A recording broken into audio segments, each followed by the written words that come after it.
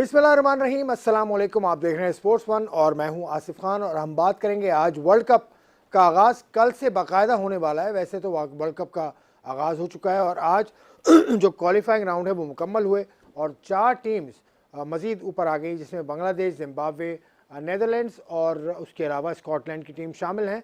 अब देखना ये होगा कि क्या होता है आगे इस वर्ल्ड कप के मरहले जब शुरू होंगे। 12 का मरहला कल से शुरू होगा। ऑस्ट्रेलिया और न्यूजीलैंड का मुकाबला पहला और उसके बाद मुकाबला होगा अफ़गानिस्तान और इंग्लैंड का, और उसके बाद जो अगले रोज़ है यानी 23 तारीख को मुकाबला होगा पाकिस्तान और भारत का। बड़ा मुकाबला है इतवार के दिन, इस पर भी सबकी नज़रें हैं। शान मसूद थोड़ा सा इंजरी का शिकार हुए, आज उनके गेंद लगी है। प्रैक्टिस के दौरान नवाज़ ने शॉट खेला था, गेंद लगी, उनका स्कैन जो इब्तदाई था वो हो गया है, उसके बाद वो होटल वापस आ चुके हैं। अब उनका कल दोबारा से न्यूरोलॉजिकल स्कैन होगा, उसके बाद तय होगा कि शान मसूद की हालत कैसी है, लेकिन कंकशन उनको नहीं था, काफ़ी बेहतर वो लग रहे थे। बहरहाल हतमी राय आपकी मेडिकल रिपोर्ट ही देगी। आज के प्रोग्राम में मेरे साथ बड़ा भरपूर पैनल है। शुएब मोहम्मद साहब सबसे पहले तो 45 टेस्ट मैच पाकिस्तान के लिए खेले, पाकिस्तान के चीफ सेलेक्टर भी रहे, पाकिस्तान के कोच भी रहे, फील्डिंग कोचिंग भी करते रहे, मुख्तलिफ डिपार्टमेंट्स के साथ भी वाबस्ता रहे, PIA के साथ भी तवील अरसे से वाबस्ता हैं। शुएब मोहम्मद साहब, अस्सलाम वालेकुम, कैसे हैं आप? वालेकुम सलाम आसिफ भाई, आपने तो चीफ सेलेक्टर बना दिया, अभी थोड़ा उसमें टाइम है शायद। चीफ देखिए, चीफ सेलेक्टर मैंने क्यों कहा, क्योंकि उस वक्त जब ये सेलेक्टर बने थे उस वक्त कादिर साहब सेलेक्टर थे, टीम के चीफ सेलेक्टर थे, और हमारे जेफ साहब सलीम जाफ़र साहब भी थे, लेकिन वो टीम के साथ नहीं गए थे किसी वजह से। दोनों, एक कादिर साहब ने छोड़ दिया था और सलीम जाफ़र साहब टीम के साथ नहीं गए थे, तो ये अकेले ही गए थे। अबू ज़हबी गए थे टीम सेलेक्ट करने, इसलिए चीफ सेलेक्टर हैं और ये उस टीम के चीफ सेलेक्टर हैं जो 2009 में वर्ल्ड कप जीता था। ये उस टीम के चीफ सेलेक्टर हैं जिसने 2009 में वर्ल्ड कप जीता था। बदी जमा साहब मेरे साथ बैठे हैं, बहुत अच्छा मेरा दोस्त है, बेहतरीन एनालिस्ट है। बदी कैसे हो? अल्लाह का शुक्र, आप सुनाइए। हंस क्यों रहा है, हंस क्यों रहा है? मुझे आपकी बातों से हंसी आती तो किस बात पे हंसी है? ज़बरदस्त बातें करते हैं आप। कैसा आपने चीफ सेलेक्टर बोल के पलट के और फिर कवर अप कर लिया आपने। अच्छा किया, लेकिन अच्छा कवर किया, अच्छा किया, शुक्रिया बहुत बहुत। इसके अलावा खुर्रम मेरे साथ मौजूद है, खुर्रम शहजाद मलिक हमारे दोस्त हैं इस्लामाबाद से, पाकिस्तान क्रिकेट बोर्ड के साथ वाबस्ता भी रहे, उसके अलावा जो इस्लामाबाद में क्लब क्रिकेट होती है उससे वाबस्ता हैं। इस्लामाबाद की जो बड़ी शख्सियत हैं क्रिकेट के हवाले से, शकील शेख साहब जो पाकिस्तान क्रिकेट बोर्ड के साथ भी रहे, उनके साथ भी ये काम करते हैं। उसके अलावा फ़िटनेस के हवाले से भी बहुत काम करते हैं, बहुत उम्दा एक जिम भी बना रखा है खुर्रम शहजाद मलिक साहब ने। खुर्रम शहजाद, अस्सलाम वालेकुम, कैसे हो? जी वालेकुम, once again thanks for calling. और अब ऑन एयर भी आपको मैं उम्र मुबारक दे दूं और जितनी पैनल है सबको मेरे सलाम। वालेकुम सलाम। चलिए जी, बहुत बहुत शुक्रिया आपका। खुर्रम कैसे हो, ठीक हो, खैरियत से? जी अल्हम्दुलिल्लाह।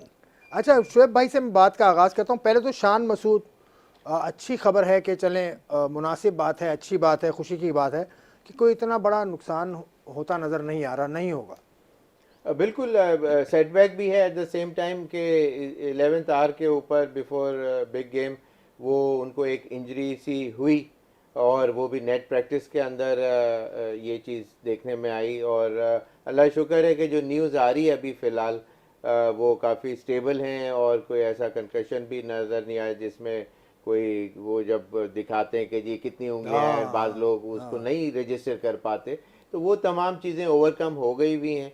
और वो उस एस्पेक्ट से उस नेक्स्ट स्टेप अब ये है कि जो भी स्कैन्स वगैरह होंगे और एटलीस्ट 24 आवर्स का मेरे ख्याल इसमें टाइम पीरियड आता होगा जो डॉक्टर उसको असेस करके फाइनल अपना वर्डिक्ट देंगे। कल इसका दोबारा से टेस्ट होगा। अभी तो रात हो रही है ऑस्ट्रेलिया में, तो आपको भी लगता है कि शान मसूद इज़ फिट माशाल्लाह और वो रिकवर कर जाएगा? देखिए, वो ये है कि जो हमें रिपोर्ट मिली है उसमें यही है कि वो अस्पताल में उनके सारे ही टेस्ट किए गए, CT स्कैन वगैरह किए गए, तो उनके जो सर पे सूजन लाजमी है, लेकिन बाकी जो इस तरह की इंजरी होती है वो इंजरी नहीं है। कल दोबारा से उनको चेक किया जाएगा, उसके बाद फैसला किया जाएगा कि आया ये मैच के लिए फिट है या नहीं। क्योंकि जब आपके सर पे गेंद लगती है आसिफ भाई, तो फिर थोड़ी सी प्रॉब्लम लाजमी हुई। अगर सूजन कम नहीं हुई तो फिर आप रिस्क नहीं ले सकते, उनको मैदान में नहीं उतार सकते। और एक प्रॉब्लम आपके साथ और भी है कि फ़खर ज़मान अगर फिट नहीं है तो वो भी नहीं खेल पाएंगे। तो कल आपको फाइनल 11 बनाने में जो है थोड़ा सा प्रॉब्लम, यानी कि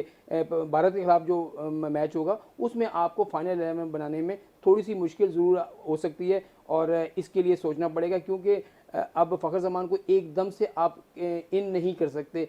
तकरीबन वो एक माह वो टीम से आउट रहे हैं, उसके बाद वापस आए, फिर शाहीन शाह अफरीदी जो हैं वो रीऐप मुकम्मल करके आए। तो ये 2 प्लेयर ऐसे हैं कि रीऐप के बाद आए।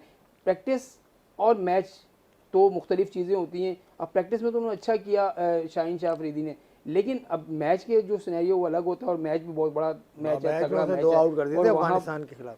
हाँ, ये मैच तो बड़ा है मलिक खुर्रम शहजाद साहब, और इसमें जो आपके पास ऑप्शंस हैं वो फ़खर ज़मान का ऑप्शन है। मैं समझता हूँ कि फ़खर ज़मान को शायद मौका दिया जाएगा। आपको क्या लगता है, फ़खर ज़मान को उतार देना चाहिए मैच के दौरान, या उसको थोड़ा सा स्टे बैक कराना चाहिए? नहीं जी, बिल्कुल फ़खर ज़मान को मौका देना चाहिए। एज़ यू नो कि one of the best player in T20, और स्पेशली जो उनका स्ट्राइक रेट भी है T20 में बहुत ज़बरदस्त है। लास्ट टाइम भी मेरे आपके प्रोग्राम में डिस्कस हुआ दूसरे चैनल्स पे भी कि फ़खर ज़मान आते हैं तो बहुत ज़बरदस्त पाकिस्तान के लिए एक ऑप्शन है। क्योंकि अगर एज़ इनको ओपनर भी अगर यूज़ कर सकते हैं, क्योंकि आपको पता है राइट और लेफ्ट का कॉम्बिनेशन जो है वो बहुत इफेक्टिव होता है ड्यूरिंग पावर प्ले जो है। इससे बॉलर्स की जो लाइन और लेंथ की डिस्टर्ब होती है। लेकिन पावर प्ले वाला वो जो पावर प्ले में ओपनर्स का जो सिलसिला है वो तो खैर ख़त्म हो गया ना, अब तो रिजवान ही ओपन करेगा। बिल्कुल रिजवान है, बाबर है, दोनों ओपनर तो आप छेड़ ही नहीं सकते। और जितनी बार रिजवान और आपने बाबर कितनी एक बार से आपने कहा कितनी बार आपने कहा कि ओपनर तो, लेकिन ओपन नहीं छेड़ा जाएगा, ओपन तो वही खेलेंगे। लेकिन आसिफ भाई, एक मैं खुर्रम भाई की बात काट रहा हूँ कि एक हमें हमारे लिए प्रॉब्लम्स होगी। मेलबोर्न की बाउंड्री जो है वो तकरीबन 80 से 85 82 होगी, हाँ। और आप छक्के ज़्यादा आप नहीं लगने वहाँ पर। और हमारे ऐसे सारे प्लेयर हैं जैसे आसिफ हैं, उनकी पूरी लंबी हिट नहीं जाती है। तो मेरे ख्याल में यहाँ पर आपको जो है सिंगल डबल पे ज़्यादा इन्हिसार करना होगा, और मिडिल में जितने भी प्लेयर हैं आकर बड़ी हिट मारने के बजाय अगर वो अगर नहीं हिट लगती तो आप चौके भी जा सकते हैं, सिंगल डबल भी कर सकते हैं। सिंगल डबल भी करके एक चौका लग जाता है तो आपके 8-9 रन बन जाते हैं। तो मेरे ख्याल में 170-180 रन का अगर पहली बैटिंग आपकी होती है तो ये आपको लाजमी करना पड़ेगा। शोएब भाई, मेलबर्न की बाउंड्री और मेलबर्न की जो ग्राउंड की जो सूरत हाल है उसको देखें, 1 लाख करीबन 30,000 की गुंजाइश है उसमें, 1,24,000 की गुंजाइश है। तो उस ग्राउंड को देखते हुए कितना स्कोर होना चाहिए? मेरे ख्याल है 160 भी बहुत है, या क्या स्ट्रेटजी से खेला जाएगा वो तो मैं बाद में पूछूंगा, लेकिन स्कोर कितना आपके जहन में है कि होना चाहिए? नहीं आसिफ भाई, 160 रन जो है वो ठीक ठाक बहुत कम रन हैं। उसका अच्छा। रीज़न मैं आपको बताऊं, इससे कि अगर बाज़ दफ़ा वहाँ जो फुल बाउंड्री जहाँ होती है वहाँ 2 दफ़ा थ्रो जब होती हैं तो कीपर के हाथ में आती है। तो इसका मतलब ये हुआ कि प्लेयर्स ऑलरेडी आए करेंगे उस चीज़ को, जहाँ गैप मिला वहाँ एक के 2 बनने में कामयाबी मिल सकती है। इसे कि अगर बाउंड्री के ऊपर वैसे भी फील्डर नहीं खड़ा होता, बाउंड्री लाइन के ऊपर अनटिल अनलेस बिल्कुल ही लास्ट ओवर ना चल रहे हो, तो उनको ऑलरेडी ऊपर खड़ा रखा जाएगा, जो कि 10-15 कदम अंदर शायद बाउंड्री के अंदर। तो ये कैप्टन्स के ऊपर और जो कोचिंग स्टाफ वगैरह वो फाइनल डिसाइड उस वक्त उनको बताया जाएगा कि यहाँ आपने खड़े होना है। एक तो ये चीज़ होगी, लेकिन ये कि 160 रन का मतलब ये है कि आप without doing something extra ordinarily आप कोई बड़ी हिटें मार के वो 160 रन करें। आप नीचे भी इसे कि एवरी नाउ एंड देन आपको 2 से 3 रन गैप्स में मिल रहे होंगे, तो वो तो आप क्रूज करते चले जाएंगे, एंड येट विकेट गिरने का कम खतरा होगा जब इस तरह का सिनारियो होता है। जब 160 में जब आप मारने जाते हैं जो बड़ी हिट के ऊपर कि जी छक्का हो जाए मैं 1 रन वरना मुझे मिलेगा, तो वो छक्के में आउट हो जाते हैं। इसलिए मैच फिर कंपटीशन तरह टफन अप हो जाता है, और विकेटें जब गिर जाती हैं तो फिर टीम गिरती है बैटिंग साइड। तो यहाँ जब छक्का भी नहीं मार रहे तो फिर आप इसका मतलब ये कि नीचे खेल रहे हैं तो आउट होने का चांस कम हो जाता है जब एयरबॉर्न शॉट्स कम खेलते हैं। अगर एवरी नाउ एंड देन आप वो एयरबॉर्न शॉट्स खेल रहे हैं, हवा में खेल रहे हैं, और हमारे प्लेयरों की आदत है कि थोड़ा हवा में ऊपर ज़्यादा उनका शॉट जाता है बनिस्बत फ्लैटर शॉट जाने के, तो ये थोड़ा सा उनको गाइडेंस की ज़रूरत है जो कि उनको देनी चाहिए हमारे स्टाफ को। चलें जी, खुर्रम साहब आपकी तरफ आता हूँ मैं। पाकिस्तान की टीम पे ही हम बात पहले कर रहे हैं, पाकिस्तान इंडिया का मैच हम पहले बात करें। बैटिंग ऑर्डर तय हो गया, मिडिल ऑर्डर को क्या करना होगा अब कि गेंद उनकी बाहर भी जाए? शोएब भाई तो कह रहे हैं कि उनकी बॉल हवा में ज़्यादा जाती है, बाहर नहीं जाती, कम जाती है। कम जाती है। नहीं, बिल्कुल सही कह रहे हैं कि जैसे मेलबर्न की जो डायनामिक्स हैं, आप देखे जाएं, largest ground in the world है। और वैसे तो पाकिस्तान की बहुत अच्छी सुनहरी यादें हैं 92 के वर्ल्ड कप के हवाले से। पाकिस्तान ने विन भी वहाँ किया हुआ है, पाकिस्तान वर्ल्ड चैंपियन भी बना है। और सेकंड वन ये है कि वहाँ पे सबसे ज्यादा जो है 3 रन बनते हैं, क्योंकि लार्जेस्ट बाउंड्री है, पूरा शॉट वहाँ जाता है ये। तो ये है कि पाकिस्तान को जो है ग्राउंड शॉट्स पे, मतलब जो स्टॉक खेले तो जोरदार शॉट खेलने चाहिए ताकि बाउंड्री इजीली पाकिस्तान कर सके। अच्छा, ये तो इन्होंने तो वो रूल बता दिया कि खेलें तो ज़रा जम के खेलें। तो आप आसिफ भाई, ये जो मेलबर्न का ग्राउंड है, आप आखिरी बार पाकिस्तान टीम यहाँ पर 2008 में खेली थी, जब हम जो है ऑस्ट्रेलिया से सिर्फ 2 रन से आ रहे थे। उसमें कामरान अकमल ने, मुझे याद है कि 64 रन किए थे। तो वहाँ पर ये है कि आपको वो सही है, आप लंबी हिट उस वक्त जाएंगे जब आप 15 ओवर में आप देखेंगे कि हमारे स्कोर कितना है और हमने आगे कितना जाना है। वहाँ पर आप मेलबर्न में अगर शॉट खेलते हैं तो आप देखें कि एक फील्डर अगर भागता हुआ था, आपने स्लो शॉट खेला तो उसको 30 गज तक भागते भागते भी बैट्समैन जो है वो 2 रन बना लेता है और तीसरे की भी कोशिश करता है। इतनी लंबी बाउंड्री है। तो मेरे ख्याल में अगर आपसे छक्का नहीं लग रहा, और जहाँ तक आसिफ है या खुशदिल शाह है, इनकी लंबी हिटें नहीं जाती। जब भी आपने देखा होगा कि ये शोएब भाई ने सही कहा कि बिल्कुल सीधा मारने के बजाय ऊपर से मारते हैं। और यहाँ की बाउंड्री, दुबई की बाउंड्री बहुत छोटी है, वो छक्का चला जाता है। लेकिन वहाँ पर ये होगा कि आपके कैच होने के ज़्यादा चांसेस हैं। तो इसके लिए आपके मिडिल ऑर्डर को वो बैटिंग नहीं करनी। अगर खुदा न खासा टॉप ऑर्डर आपका आउट हो जाता है तो आपके मिडिल ऑर्डर को सिंगल डबल पे 8-9 रन बनाने होंगे। अगर 8 रन से आप खेल रहे हैं 18 ओवर तक, 160 तो वैसे ही हो जाते हैं। 2 ओवर में जितने भी आप ट्राई करें, आप 20-25 रन बना के 180-85 का टारगेट दे सकते हैं। लेकिन इसके लिए बैटिंग जो है वो आपको 7-8 नंबर तक जो बैटिंग है, इनको बजाय छक्कों के आप नीचे खेलकर तगड़े शॉट खेलकर रन बनाने शोएब भाई बॉलिंग ऑप्शन एक सेकंड, तो मेलबर्न में हम एक मैच खेल रहे थे, गौरी साहब, नदीम गौरी का वो पहला मैच था, अंपायर थे। तो उसमें डीन जोन्स और बहुत फास्ट रनर थे वो, रनिंग बिटवीन द विकेट्स बहुत फास्ट थी उनकी। तो स्टीव वॉ का, मार्क वॉ का भी शायद वो पहला या दूसरा ही मैच था।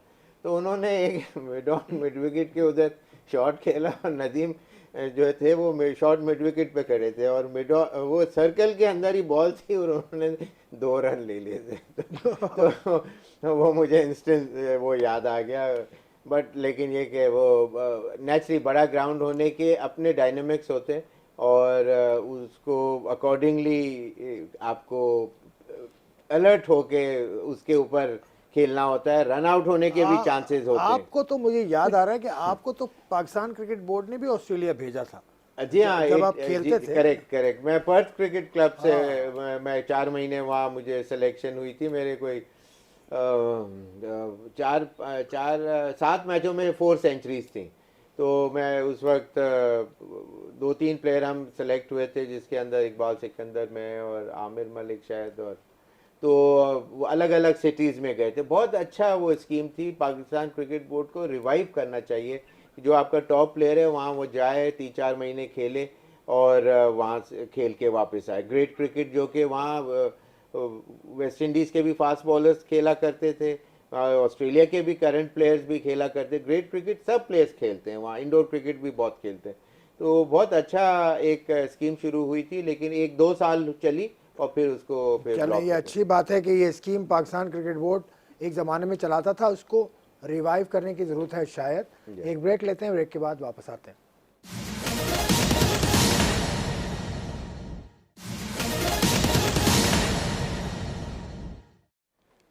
Welcome back to sports one. World cup का आगाज़ होने वाला है, हो गया है, लेकिन अभी वर्ल्ड कप के जो क्वालिफाइंग राउंड्स हैं उनका अख्ताम आज हुआ है और कल मुकाबला होगा ऑस्ट्रेलिया और न्यूजीलैंड का और अफगानिस्तान और इंग्लैंड का। तो ऑस्ट्रेलिया न्यूजीलैंड पे हमने बात अभी नहीं की। पाकिस्तान के हम ज़रा से मामला देख रहे थे, थोड़ा सा हम ज़रा बदी दूसरी तरफ आते हैं। ऑस्ट्रेलिया न्यूजीलैंड की टीम दोनों ही तकरीबन हम पल्ला टीम्स हैं और कल जो मुकाबला होगा तो उसमें क्या किसका पलड़ा ज़रा सा भारी देखते हो? देखिए, एडवांटेज जो है अगर देखा जाए थोड़ा सा पलड़ा अगर भारी है तो मुझे लग रहा है कि ऑस्ट्रेलिया का है, क्योंकि होम ग्राउंड का उनको एडवांटेज ज़रूर होगा। वहाँ की खेलते रहते हैं, उनको जो है वहाँ की कंडीशन का भी पता है। तो लेकिन मुकाबला दोनों का बहुत ज़्यादा अच्छा और टफ होगा, क्योंकि दोनों के पास जो है अच्छे फास्ट बॉलर हैं। दोनों के पास जो है वो अच्छे बैट्समैन भी हैं। अगर ऑस्ट्रेलिया को देखा जाए तो उनके 6 नंबर तक तगड़ी बैटिंग है। फिर उनके बाद जो मिचेल स्टार्क हैं, कमिंस हैं और जो उनके फास्ट बॉलर हैं वो बहुत तगड़े हैं। तो इधर आप देखें तो यहाँ बोल्ट हैं, उसके बाद सऊदी हैं, इनके पास भी फास्ट बॉलर बहुत अच्छे हैं। और बैटिंग में इनके बाद देखा जाए तो 6 नंबर तक इनकी बैटिंग जो है केन विलियमसन खुद हैं।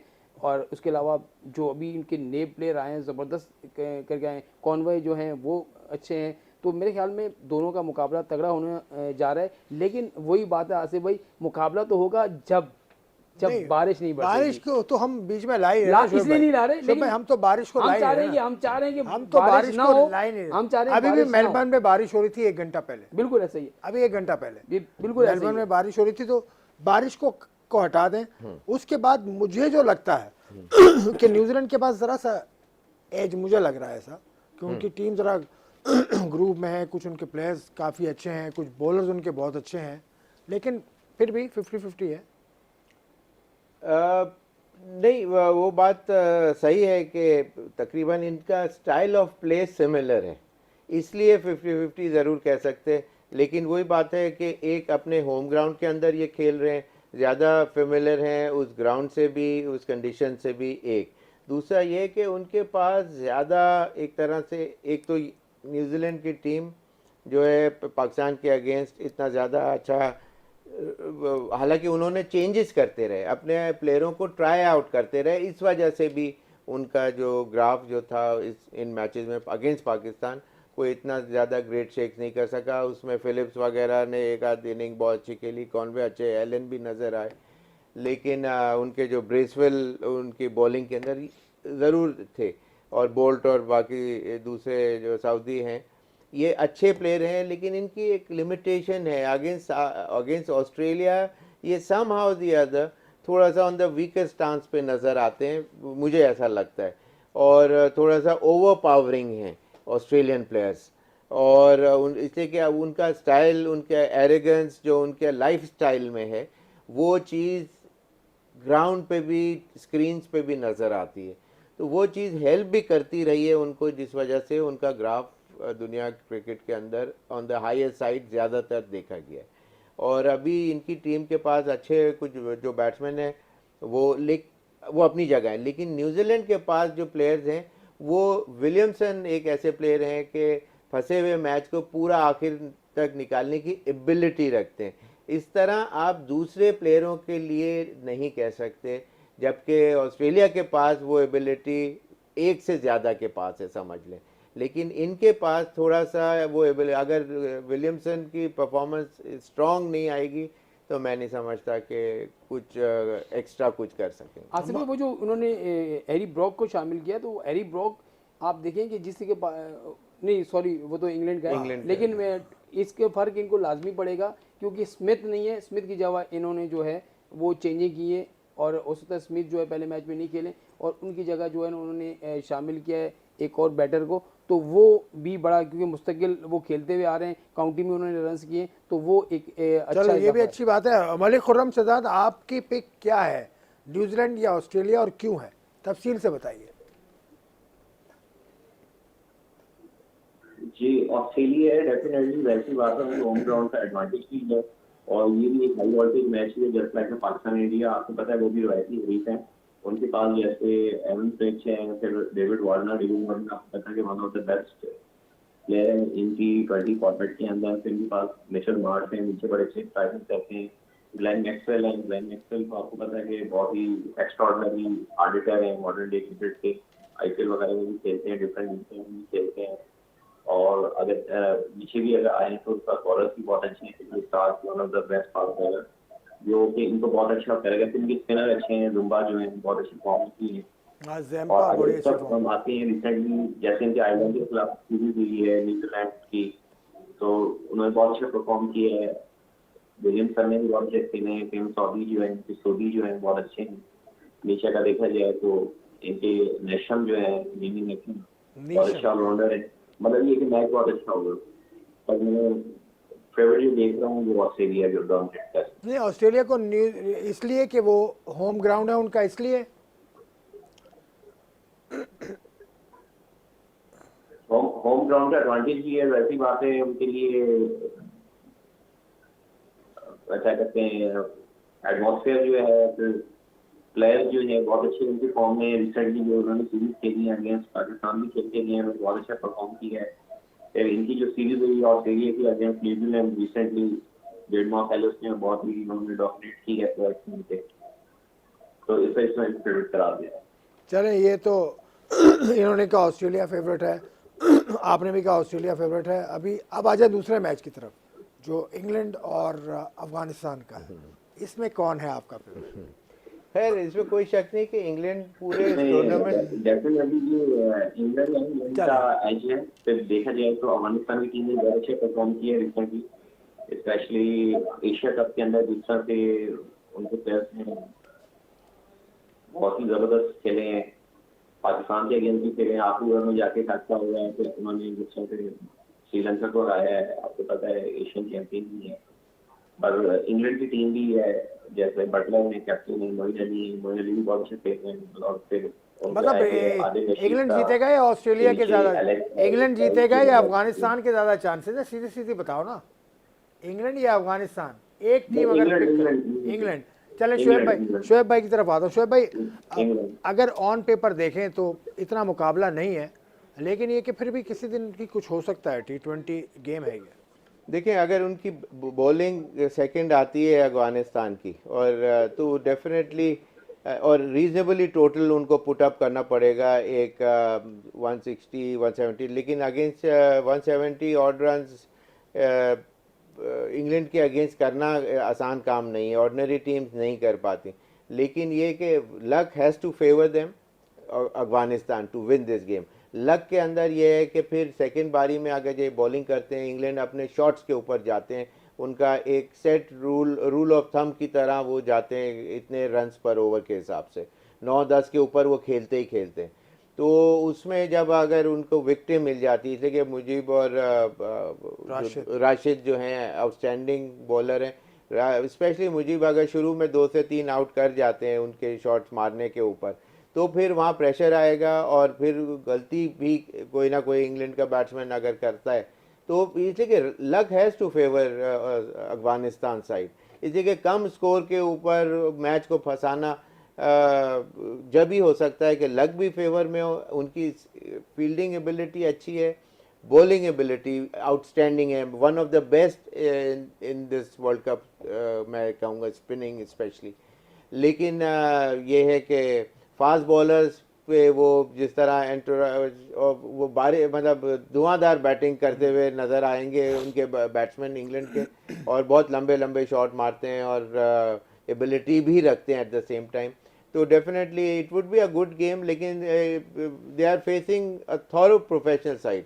Afghanistan would be facing a tough side, और उसको ब्रेक करना उनके उस विनिंग स्ट्रीक को जरा मुश्किल काम जरूर है, नामुमकिन नहीं। लेकिन एक ना एक बड़ी टीम को, मेरा अंदाजा है कि इस टूर्नामेंट के अंदर, बड़े मैच के अंदर बड़ी टीम को मेरा अंदाजा है कि जरूर हराएंगे। अफगानिस्तान इससे पहले भी हरा चुकी है, अभी भी कैपेबल तो है।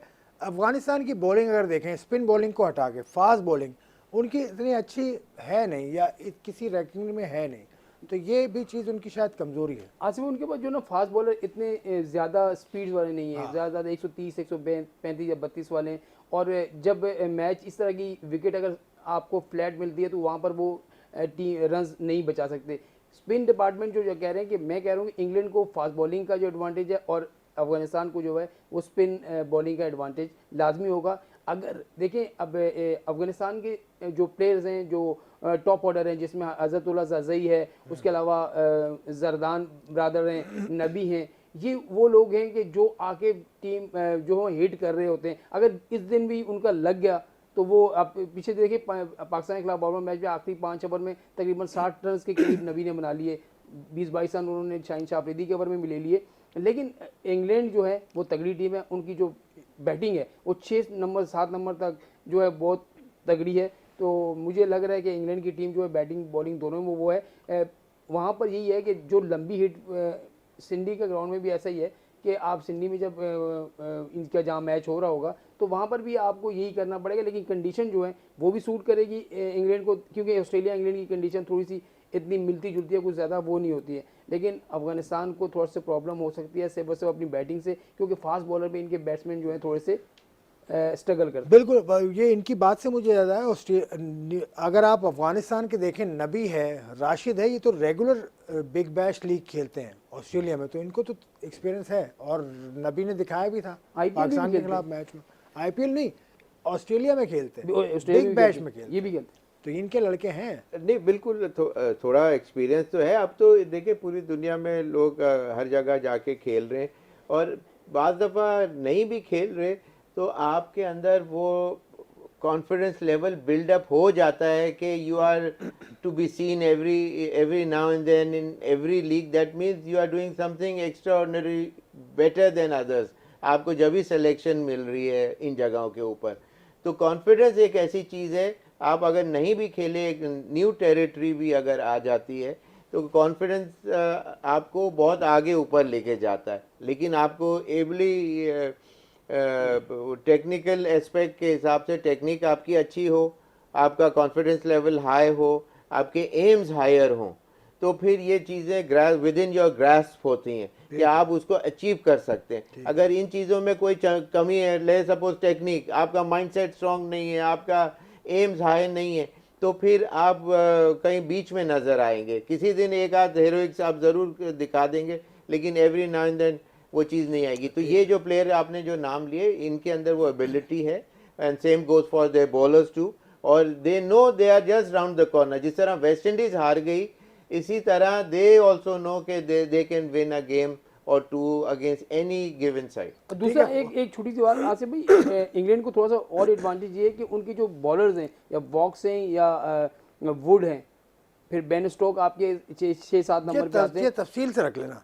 ये जो बात आपने की ना, ये बड़ी अच्छी बात लग रही है। मैं इस पे खुर्रम से एक कमेंट ले लूँ, उसके बाद मैं आपकी तरफ आऊँगा। खुर्रम, शहजाद, आप मुझे ये बता दो कि अफ़गानिस्तान की टीम को अगर जीतना है तो किन चीज़ों में बेहतरी की ज़रूरत है उन्हें? देखिए, जैसे भी इन्होंने कहा है कि शिव भाई को अगर सेकंड बॉलिंग करते हैं तो डेफिनेटली उनको एडवांटेज होगा, क्योंकि एशिया कप में उन्होंने बहुत अच्छी बॉलिंग की है। जैसे स्पेशली फास्ट बॉलर्स को देखा जाए, उनके team of after induction of Umar, आपको पता है कि one of the renowned fast bowler है पाकिस्तान। तो और सेकंडली ये मैं आपको पेशेंट वही कर रहा हूँ, world cup will be the world cup of the upset, जिसका मेमोरियल श्रीलंका को हराया है और आज आयरलैंड ने वेस्ट इंडीज को हराया है, तो उससे आप कुछ एक्सपेक्ट कर सकते हैं वर्ल्ड कप। तो वर्ल्ड कप कौन जीतेगा भाई? आपने क्या कहा?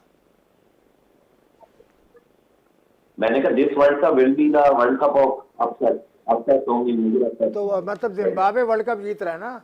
जिम्बाब्वे जीत रहा है वर्ल्ड कप इस दफा। चलो एक ब्रेक लेता हूँ, ब्रेक के बाद वापस आते हैं। ब्रेक के बाद वापस आके बदील जमा से बात का आगाज करूंगा।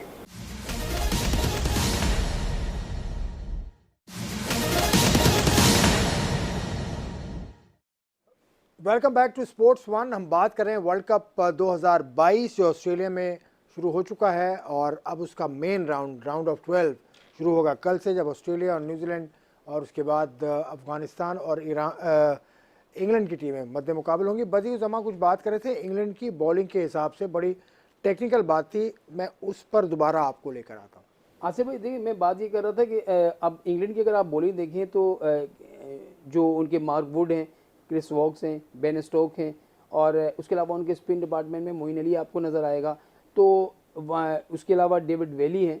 तो ये वो इनका जो लोअर ऑर्डर है कि जो अब जिसको जब भी बैटिंग का मौका मिलता है तो ये बैटिंग में जो है वो अपने रन्स करते हैं। वेली को आपने देखा पाकिस्तान के खिलाफ कैसी बैटिंग की, जैसे वॉक्स की जो लंबी हिटें मारना जानते हैं, वुड भी जो हैं वो भी जो है वो लंबा खेल लेते हैं। तो इंग्लैंड को एडवांटेज ये है कि उनके पास जो शुरू से लेकर बटलर हो गया, हैरी ब्रॉक हो गया, सेम कोरेन हो गया, उसके अलावा एलेक्स हेल्स हो गया, डेविड मेलान हो गया, बेन स्टोक्स तो खेला नहीं था, लिविंगस्टोन है अभी लिविंगस्टोन है। तो इनकी जो बैटिंग है वो 5-6 नंबर तक बहुत तगड़ी है। उसके बाद आप बॉलर पे आ जाएं, और अगर वो फंसते भी हैं तो उनके बॉलर्स भी ऐसे हैं कि वो रन्स कर देते हैं। पाकिस्तान के खिलाफ 6-6 आउट हुए, लेकिन उसके बाद भी उन्होंने रन्स किए। तो ये एडवांटेज जो है लाजमी होगा, लेकिन ये अफगानिस्तान के पास नहीं है। वहाँ उनके पास 5-6 बैट्समैन, नबी तक जो है बैट्समैन हैं, लेकिन उसके बाद जो उनके 2-3 फास्ट बॉलर हैं वो बैटिंग नहीं कर सकते। राशिद लंबी हिट कर सकता है, लेकिन नीचे के जो मुजीब हो गए या उनके 2 फास्ट बॉलर हैं वो इस तरह की बैटिंग नहीं कर पाते। तो मेरे ख्याल में दोनों शोबों में मैं अगर देखा जाए, और जहाँ तक हम कहते हैं ना स्पिनर उनके अच्छे हैं, अच्छे मानते हैं, लेकिन ये लोग वहाँ भी जाके खेल रहे हैं और फिर जो इंग्लैंड के खिलाड़ी हैं वो आईपीएल भी जाके खेल रहे हैं, वहाँ राशिद भी होता है, वहाँ पर मुजीब भी होता है। तो मेरे ख्याल में काफ़ी समझ चुके हैं इंग्लैंड के प्लेयर जो हैं वो स्पिनर्स को भी। इंग्लैंड की जो टीम है उसके अंदर एक नई चीज़ आई है कि वो डरते नहीं। ऐसा लगता है कि फियरलेस गेम ऑफ प्ले उनका पाकिस्तान के खिलाफ भी आपने वार्म मैच में देखा। वार्म मैच में पाकिस्तान के 12 छक्के उन्होंने लगाए थे, पाकिस्तान ने सिर्फ 1 छक्का लगाया था। तो ये फियरलेस गेम ऑफ प्ले ये कहाँ से आया है या ये कैसे आ सकता है पाकिस्तान में? देखिए, पहली बात तो ये कि जो पहले अफगानिस्तान के बॉलरों की जो बात हो रही है, अगर आपको समझ ही आ जाए कि जी ये वैसे तो पता है कि ऑफ स्पिन या लेग स्पिन ही करेगा, लेकिन फिर भी वो विकेट ले ही लेता है एक बॉलर किसी टाइम के ऊपर, इसलिए कि हर दिन अलग होता है। आज आपने उनको खेल लिया, उसका ये मतलब नहीं है कि अब आपको समझ आ गई। आप ज़रूर उसको समझ आ गई कि हाँ जी ये चीज़ें ट्रिक अप हिज स्लीव्स ये वाली हैं, लेकिन फिर भी उसके पास एक आर्ट है। He is considered as the best bowler और one of the top bowlers around the world. तो उसके अंदर वो पॉसिबिलिटी ये होती है कि वो ज़रा सा हाफ अ चांस कोई मिस्टेक करता है बैट्समैन तो विकेट मिल जाती है, और फिर जब एक दफ़ा विकेट मिलती है तो वो उसका दिल बड़ा हो जाता है। सामने वाला बैट्समैन नया आता है तो उसके ऊपर वो अपने स्ट्रोक्स खेलेगा, तो उसमें आप luck and yet his bowling, art of bowling जो है, उस तरह विकेट लेने में इस तरह के बॉलरों को कामयाबी इसीलिए मिलती है। वरना तो आपको पता है कि जब इस तरह तो कोई बैट्समैन आउट होए ही ना, कि जी हमें पता है कि ये तो ऑफ स्पिन कर रहा है, तो फिर आउट कहाँ से होगा, हमने तो खेला हुआ है उसको। तो ये बात होती है। दूसरा आपका जो सवाल था कि जी उनके जो इंग्लैंड के जो बैट्समैन, आपने जो सवाल जो बेन स्ट्रोक का मैं कुछ कह रहा था जी, देखिए उसमें कोई शक नहीं है कि वो ऑलरेडी, हाँ मैंने ये पूछा था कि बहुत एग्रेसिव, बहुत ही फियरलेस वो पाकिस्तान में कैसे आएगी। हाँ। वो इस तरह से आ सकती है कि जब आपको टेक्निकल एबिलिटी का पता हो और हर 2-4 मैच के बाद उनको बाहर कर देना एक प्लेयर को, मिसाल के तौर के ऊपर, तो कॉन्फिडेंस कभी रिस्टोर नहीं हो पाता एक प्लेयर का। और उसके अंदर अगर हर प्लेयर की एबिलिटी या उसका जो पावर है ऑफ हिटिंग अगर दूसरों की तरह नहीं है, तो फिर वो अपनी देखिए अपनी बाउंड्रीज की लिमिटेशन जो होती हैं, जिसको लिमिटेशन कहेंगे एक बैट्समैन की या बॉलर की, तो वो उस लिमिटेशन के ऊपर आपको खेलना होता है। आप अगर जो हाईएस्ट जो छक्के मारने वाला है उसके साथ मैं भी आज कोशिश करना शुरू कर दूं कि मैं, लेकिन मेरी एबिलिटी नहीं है, मेरे पास वो पावर नहीं है, मेरे पास वो हिटिंग स्किल्स नहीं है, मेरे पास जो है वो according to the length of the ball, pace of the ball को गैप्स यूज करना, सिंगल डबल फास्टर क्विक लेना, और तो उस तरह से अगर है तो मैं उस तरह से एक्यूमुलेट करूं वो रन्स। और अगर मेरे में पावर ऑफ हिटिंग भी येट है तो फिर मैं उसका भी इस्तेमाल करूं। तो डिपेंड करता है कि हमारे वहाँ इसलिए ये सेटबैक है कि हमारे पास किसी को एडजस्ट वहाँ होने ही नहीं दिया जाता। अब चाहे बाबर की और रिजवान की मिसाल ले लें कि वो खेल रहे हैं, लेकिन अगर 19-20 ज़रा खेल रहे हैं, ज़रा सा स्लो नज़र आते हैं तो जी इनको होना ही नहीं चाहिए, मिडिल ऑर्डर है ही नहीं, तो फिर खेलेगा कौन, खेलेगा कौन। और फिर जो बात एक और फिर उससे पीछे चले जाएं तो फिर उन प्लेयरों को जो सही सिखाने वाले जो प्लेयर हैं, उनका जो मेन जो है डिफेंसिव या टेक्निक, उनको वो खुद डीप वाटर्स में कभी गए नहीं, उन्होंने खुद ही फर्स्ट क्लास क्रिकेट खेल के पाकिस्तान के 200 से ऊपर तो जो कोचेज हैं उन्होंने खुद कोई क्रिकेट नहीं खेली हुई, तो वो उन बच्चों को आज जो सिखा रहे हैं कल वही तो वो प्रोडक्ट बनेंगे। तो जितना उनको सिखाया जाएगा या कुदरतन स्किल होगी वो उस तरह से जाके, तो इस वजह से वो प्रोडक्ट इतनी हाईलाइटेड नहीं होती। पाकिस्तान में प्लेयर आके जब 20-50 मैचेस खेल लेता है फिर जाके उसके अंदर वो स्किल वर्क जो कि पहले से डेवलप होती हैं दूसरे प्लेयरों में, दूसरी कंट्रीज में, इसका ये फर्क होता है। बदी आप बताएं, आप जो कुछ कहना चाह रहे थे वो बात पहले मुकम्मल करें। मैं वही कह रहा हूँ, जैसे आपने बात की ना कि जो इंग्लैंड की टीम है वो उनके प्लेयर जो हैं आते ही अपना गेम खेलते हैं, वो रन्स रोकते नहीं है, चाहे वो 3 आउट हो जाए 4 आउट हो जाए, अपनी रन रेट को हमारे यहाँ ऐसा नहीं है, लेकिन हमारे यहाँ बताया भी नहीं जा रहा। भाई जो भी आपके बैटिंग कोच हैं या हेड कोच हैं उनको बताना चाहिए भाई ठीक है 2 आउट हो गए 3 आउट हो गए, आपने रन रेट को नीचे नहीं गिरने देना। जब आप 4 ओवर में रन रेट को 5 पे ले आएंगे तो फिर जाहिर है फिर आसिफ जाएगा, खुशदिल जाएगा, वो तो यही सोचेगा मुझे 8 बॉलों पे भाई 8 बॉलों पे मैंने 30 रन करने या 40 रन करने। तो ये प्रॉब्लम हमारी टीम में है, दूसरी टीमों में नहीं है। इंग्लैंड की टीम में 4 भी आउट हुए, 5 भी आउट हुए, लेकिन उन्होंने 8 9 रन को आगे कंटिन्यू रखा। आपकी एशिया कप के फाइनल में सामने मिसाल है, 58 रन पर 5 श्रीलंका के आउट हुए और उसके बाद उन्होंने रन रेट नहीं गिरने दिया और फिर भी वो 172 तक ले गए। ये चीज़ होती है कि आपने अगर जीत के लिए जाना है तो इस तरह की आपको बैटिंग करनी होगी। और दूसरा जो पाक भारत का पूछ रहे थे कि पाक भारत में तो मैंने खुर्रम से पूछा था। खुर्रम, बस लास्ट क्वेश्चन टू यू कि इंडिया पाकिस्तान के मुकाबले में आप किसका पलड़ा भारी देख रहे हैं और क्यों? Last question. देखें, अगर रिसेंट रैकेट देखे जाए तो लास्ट टाइम पाकिस्तान ने एशिया कप में जिस तरह से आउट क्लास की है इंडिया को हराया, तो पाकिस्तान डोमिनेट कर रहा है और इंशाल्लाह बींगा पाकिस्तानी विशेष भी हैं और एक्सपेक्टेड भी है कि पाकिस्तान इंशाल्लाह जीतेगा। नहीं, पाकिस्तान जीतेगा, लेकिन क्यों, किस तरह से जीतेगा, क्या बेहतर करना होगा पाकिस्तान? पाकिस्तान के पास देखें अच्छे प्लेयर्स हैं, स्पेशली हारिस रऊफ हैं, शहनशाह अफरीदी की जो वापसी हुई है, तो ये भी पाकिस्तान की पॉजिटिव साइन है। आपको पता है कि यार थ्रेट फ्रॉम द शहनशाह अफरीदी और नसीम शाह भी हैं पाकिस्तान से, एक्सप्रेस पेस है, पेस अटैक जो है बड़ा, तो इंशाल्लाह एक्सपेक्टेड है कि पाकिस्तान इस दफा जो है ना वर्ल्ड कप में चले आपकी ख्वाहिशात का एहतराम करते हैं। बहुत बहुत शुक्रिया मलिक खुर्रम शहजाद आपका। आपसे जल्दी मैं पूछूंगा कि पाकिस्तान की बॉलिंग पे हमने बात नहीं की थी। पाकिस्तान के पास 6 बॉलर्स हैं, 6 फास्ट बॉलर्स। उसमें से कौन से बॉलर्स आपके ख्याल में इंडिया के खिलाफ मैच में उतारने चाहिए? देखिए, मेन चीज़ है हमारी टीम के अंदर जो जीतने का जो एस्पेक्ट क्यों है या क्यों जीत सकती है, वो सिर्फ एक चीज़ है कि अब इन प्लेयरों के अंदर इंडिविजुअल प्लेयर से लेके एज ए यूनिट 2 उनके अंदर सेल्फ बिलीफ आ गया हुआ है, जिसमें कि हाँ जी हम इंडिया को हरा सकते हैं। और वो वनरेबिलिटी एस्पेक्ट उनके दिलों में है कि यार अब पहले की तरह हम आए वर्ल्ड कप में और जीत के चले गए, 6-7 दफ़ा ऐसा हुआ, तो अब वो चीज़ नहीं है। तो अब उन्होंने टेकन अ बैक वाली बात है, जब 2-3 दफ़ा हम बड़े मार्जिन से जब जीतना शुरू कर दिया। हमारे पास जो बॉलर्स हैं, जो भी बॉलर्स जो खेलता है, वो एक जोश जज्बा होता है जो उसको वो परफॉर्मेंस दिलवाता है।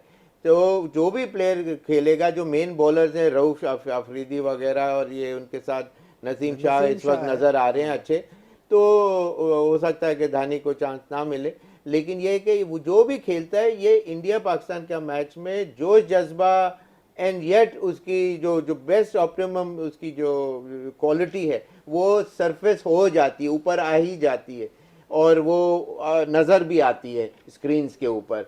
एक जैसे कि पर्सनल एक्सपीरियंस भी है अगेंस्ट इंडिया खेलने का। इंडिया पाकिस्तान का कोई मैच है आपको याद है, कोई परफॉर्मेंस, कोई बड़ी बात इंडिया पाकिस्तान के मैच की? नहीं, वैसे तो देखें वो बेंगलोर का जो टेस्ट मैच हम जीते, उसके अलावा बेताशा है, अभी आगे प्रोग्राम में बात करेंगे। 87 वाला मैच। हाँ बिल्कुल। तो मेरा मतलब है कि इंडिया के अगेंस्ट जो जज्बा जो है ना, वो बेतहाशा different ball, it's a different ball game all together. वो आप फील नहीं कर सकते until unless you are there yourself, और आप वहाँ खेल ना रहे हो उस बड़े प्लेटफॉर्म के ऊपर, बड़े स्टेज के ऊपर, तो वो चीज़ें फिर समझ आती। वो जो जज्बे की बात करें, जो जज्बा हम रखते हैं, जज्बा शायद वो भी रखते हो कि हमने पाकिस्तान से नहीं हारना। तो ये जहाँ तक आपने फास्ट बॉलर की बात शोएब भाई से की थी, मेरे ख्याल में हारिस रऊफ, शायद शाहीन शाह अफरीदी और मोहम्मद वसीम जूनियर को खिलाना चाहिए। नसीम शाह को नहीं खिलाएंगे? नसीम शाह को खिलाएंगे तो आपको वसीम जूनियर की सूरत में एक बैट्समैन पावर हीटर मिल जाता है लोअर ऑर्डर में। अगर आप नसीम को खिलाएंगे या असनैन को खिलाएंगे, असनैन इस तरह का बॉलर नहीं, हो सकता है नसीम शाह को इन करें, तो 2 आपके पास स्पिनर है, आपके 6 आपको बल्लेबाज जो हैं वो उतारने। तो ये अब मेरे ख्याल में फाइनल 11 है। अगर फ़खर खेलते हैं तो फ़खर खेलेंगे, 4 नंबर पे इफ्तिखार आ गया, 5 नंबर पे नवाज आ गया, 6 पे आसिफ आ गया। बैटिंग वाला तो पाकिस्तान के जो कप्तान है वो ज्यादातर 5 बॉलर के अलावा इस्तेमाल भी नहीं करता, ये भी नोट किया मैंने। देखिए वहाँ करना चाहिए। अब इंग्लैंड के खिलाफ उन्होंने एक मैच में इफ्तिखार को इस्तेमाल, चलो आप तो अच्छा आखिरी 2000 छक्के लग चुके हैं आईसीसी T20 वर्ल्ड कप में। पहला छक्का क्रिस गेल ने मारा और कल मैं देख रहा था कौशल मेंडेस ने 2000वां छक्का आईसीसी T20 वर्ल्ड कप 2000वां छक्का मार के क्रिस गेल तो खैर बाहर हो चुके हैं, क्रिस गेल की टीम भी बाहर हो चुकी है। बहुत अफसोस हुआ मुझे कि वेस्ट इंडीज़ की team is out of this competition for the first time. 2 मरतबा की वर्ल्ड चैम्पियन है वेस्ट इंडीज़ की टीम, दो जो भी वर्ल्ड कप आपने देखा। बहरहाल अब वर्ल्ड कप का मरहला अगला शुरू होगा, जो मेन राउंड है कल से शुरू होगा ऑस्ट्रेलिया और न्यूजीलैंड के मुकाबले के साथ। उस वक्त तक के लिए हम आपके सामने फिर हाजिर होंगे। हमारी सुबह भी ट्रांसमिशन होती है, हमारी दोपहर में भी ट्रांसमिशन होती है। सुबह तो नहीं, वो दोपहर 1 बजे का ही टाइम होता है, मैंने सुबह कह दिया। बहरहाल आपसे इजाज़त चाहूँगा। खुदा हाफिज़।